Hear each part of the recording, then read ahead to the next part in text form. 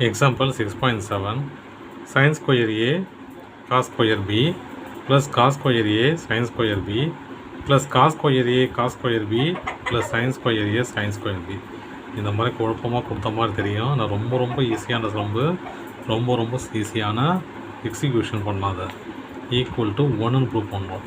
இப்போ நமக்கு தெரியும் ஏற்கனவே என்ன தெரியும் சொல்லுங்கள் பார்க்கலாம். ஃபார்முலா ஒன்று தெரியுமே, sin square theta plus cos square theta equal to 1.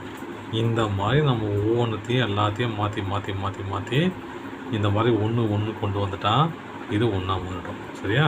இப்போ நான் என்ன பண்ண போகிறேன், ஃபஸ்ட்டு என்ன பண்ணால் இங்கே சைன் ஸ்கொயர் ஏ இருக்குது இல்லையா, இங்கே ஒரு சைன் ஸ்கொயர் ஏ இருக்குது. நான் இது ரெண்டுத்தையும் பக்கத்தில் கொண்டு வரப்போகிறேன்.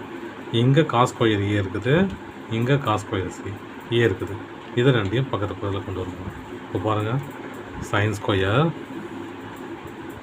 Square A cos square B, இங்கே பாருங்கள் plus sin square A sin square B எதுக்குன்னா, அப்புறம் இங்கே பாருங்கள் அடுத்தது plus cos square A sin square B plus cos square A cos square B. அதாவது sin ஸ்கொயர் ஏ ஒன்றா கொண்டு வந்துட்டேன், cos ஸ்கொயர் ஏவும் ஒன்றா எழுதிட்டேன்.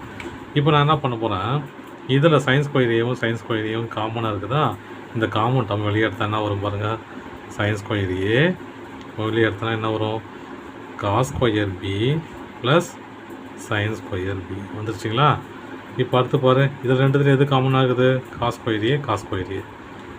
ஸ்கொயர் ஏ வெளியே எடுத்தனா என்ன மிச்சம் என்னது, sin square B plus cos square B. இப்போ பாருங்கள் ஈஸியாக புரியும் பாருங்கள்.